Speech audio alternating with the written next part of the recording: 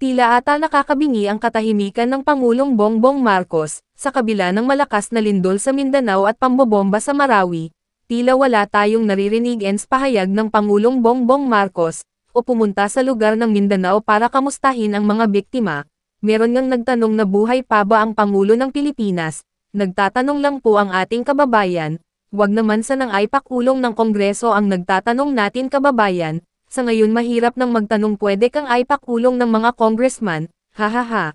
Okay mga kababayan, ito ang pag-uusapan natin sa video na ito. Kung bago ka lang sa aking YouTube channel baka pwede makahingi ng like at subscribe at click mo na rin ang notification bell para updated ka sa aking nilalabas na bagong video. Salamat po. Okay, may napupuna lang po ako ngayon. Kakaiba na po ang parang parang sinanay na po ng gobyernong ito na wag na po tayong makialam lahat, no? Wag na natin pakialaman yung nangyayari sa paligid. Ngayon po, hindi na po kagad pinag-uusapan. Kontrolado po nila yung impormasyon. Wala pong nakakarating ngayon kung ano na yung latest na pagtugon ng pamahalaan dito po sa lindol sa Mindanao. Tsaka po dito sa bombahan sa MSU. Pasensya na po kayo ha. Busy po ang gobyerno, no? Busy po sa kung paano po pababagsakin ang popularidad ng mga Duterte. Yan po mga pag-uusapan natin. Ako talaga yung mga kawalan ng pagtugon dito at iba po yung focus ng pamahalaan. Grabe po to, no? Dati po kapirasong lang, alam nyo ang mga dumarating lang po sa atin noon, no? Bilib na bilib po talaga ako sa mga dilawan, kakamping at mga kritiko ni Pangulong Duterte nung araw. Nung panahon ni Pangulong Duterte, alam po ba ninyo kung ano lang ang po nakala Duterte? Kung nakapaghanda ba, kung may bagyong darating, no? Antitindi, nakabantay sa Dolomite, kung may bagyo, baka tangayan ng isang dakot na Dolomite, baka tangayan, kasalanang matindi. No, kasalanang matindi ni Pangulong Duterte pag natangayan ng isang dakot na Dolomite. No? Lahat nakatutok, yan bumabagyo na. Anong ginagawa ng presidente? Handa na ba? Meron na ba? Nauna na si Lenny. Putangin, lumindol ng matindi, 7 point something. Wala tayong balita, hindi natin alam, walang iniintindi. Very busy po ang lahat ng tao sa pag-intindi pag pinagre-resign si Sara Duterte. Very busy po ang Kongreso sa sangkatutak na pagpapapasok, sangkatutak na sunod-sunod ng mga deklara natin yung ICC ay very welcome. Kahit wala naman pong request ng ICC. Alam nyo, hiyang-hiya po ako bilang Pilipino. Nahihiya po ako dahil alam po ng buong mundo ng ICC ay inutil sa mga nagaganap na gera ngayon, no? Inutil ang ICC sa mga kaganapan, wala po silang nagagawa diyan po sa mga atrocities ng war. Kung saan po sila, bakit po sila create ay para mapigilan po yung mga atrocities ng gera. Akala mo may talaga sa ICC na anytime na, ito na kami, ICC. Wala pong balita sa ICC na gustong-gusto nilang pumasok sa Pilipinas. Ang ICC po ginagamit lang ninyo para yung Duterte, nagulat ka, no? Akala mo Duterte at si Bato lang ang uusigin sa ICC. Ngayon, kasama na Duterte, pati si BP Sara, tsaka si Bato, 3 na ngayon. Kakaiba talaga tong gobyerno na to. Tuwan-tuwa po kami, sinuportahan po namin yan. Alam po ninyo, ang dami pong loyalist. Mga magulang ko, loyalist po yan. Hindi nyo pwedeng sabihin sa akin na hindi loyalist ang magulang ko. Ilocano po kami. Ang tatay ko po kamag-anak ng executive secretary ni dating Pangulong Marcos noong araw. No? Kaya frustration. Ito lang ang hinintay. Alam po ba ninyo kung bakit yung mga matatandang loyalists.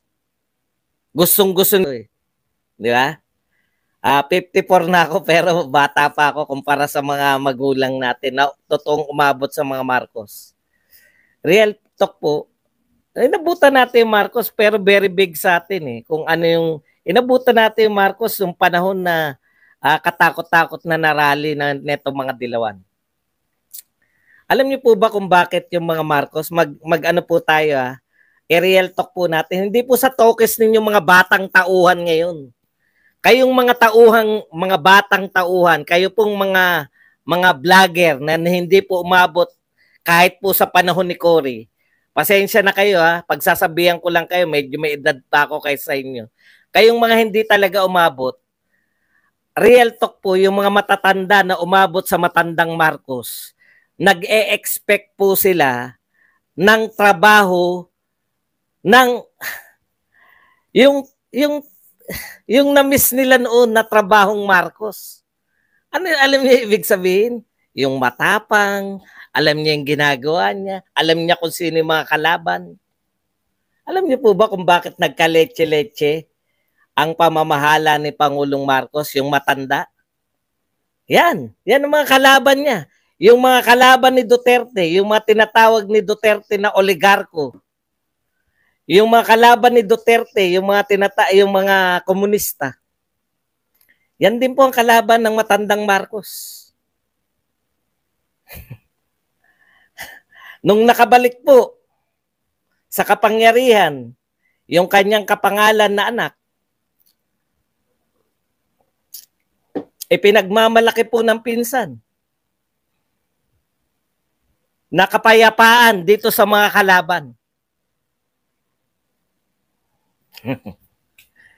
Ang tao po hindi po tulog no?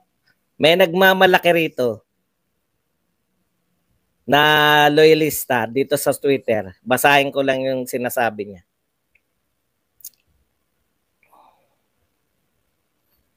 Ito po sinabi ng tao na to. Kaaway ng mga kakampyurs. Tawag niya lahat sa mga Duterte kakampyurs Kaaway ng mga kakampyurs. Pinklawan, Marcos Loyalist, PBBM, First Lady, House Speaker Romualdez, Congress. Jiske, bagong buhay na kayo, lahat kaaway nyo na. Paano nyo ikakampanya si BP Inday niyan sa 2028? Ang nakakalimutan ninyo, tama yung sinabi mo. Ikaw na mismo umamin, no? Siya na mismo umamin, itong loyalista na nagngangalan JC Punong Barangay. Alam niyo kung bakit JC Punong Barangay siya? Kasi may sikat na dilawan na JC Punong Bayan. Ngayon, magkakampi na sila. No? Magkakampi po na ang Pinklawan, Dilawan, Marcos Loyalist, Romualdez, Kongreso, magkakakampi na po sila. At nangantsaw pa. Kinantsawan pa yung Duterte. Wala na kayong kakampi. Sabi, wala na kakampi yung mga Duterte. Paano kayo mangangampanya kay Sara Duterte sa 2028? Hindi nga kami nag-iisip ng kampanya sa 2028 Alam niyo kung bakit? Ang kakampi ng mga Duterte, yung taong bayan. Real talk po yan. Buhay na buhay pa. Ang bumoto kay Sara Duterte na 32 million ay buhay pa lahat. May namatay siguro, pailan nila. Ang ibig kong sabihin, buhay pa yung henerasyon. Ngayon lang yung henerasyon na yun. Buhay pa yung lahat ng bumoto kay Sara Duterte. Katunayan na taong bayan ng kalaban ninyong lahat. Tama yan, magkakakampi na kayo. Lahat ng nakikita ng taong bayan na salot, magkakampi na. Buti nga yun Sama-sama na kayo. Dati, ang dami pa namin kalaban, di ba? Kalaban pa ng mga Duterte, ang dami pa Pagtatanggol mo pa yung mga ka-unity mo. Bukod sa mga lumalaban na sa Duterte na kakamping, Dilawan, mga Makabayan Black, no? Mga ICC, international, pati mga international, kalaban ni Duterte. Bukod dito, dahil unit team kami, tignan nyo ang problema namin ng ako particular. Yung yung mga katulad kong maniwala na Duterte ka pero nakipag-unit team ka.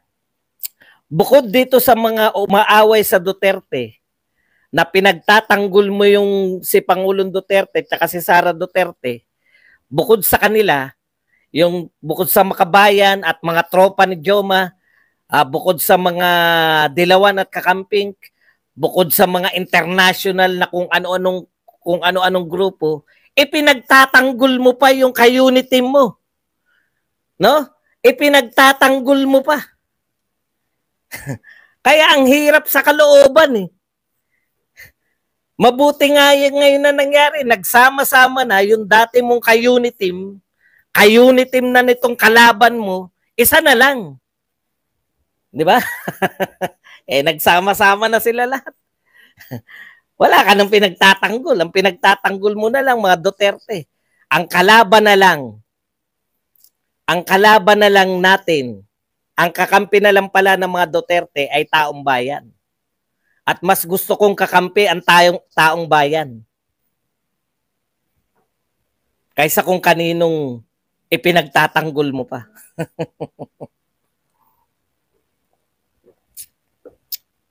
Noong panahon ni Duterte, ang mga puna lang kay Duterte, may bagyo na. Tulog pa ba si Duterte? Bagyo lang po pinag-uusapan natin. Bagyo lang po.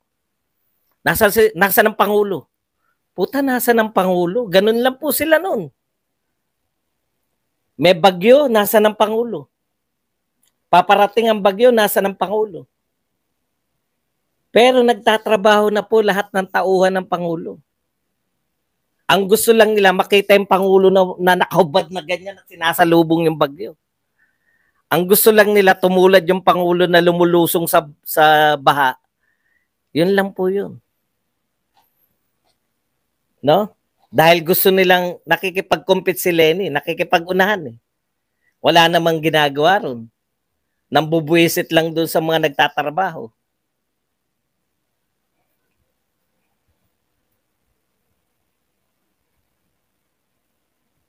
Ngayon po, grabe po. Parang napapabayaan na naman ang Mindanao.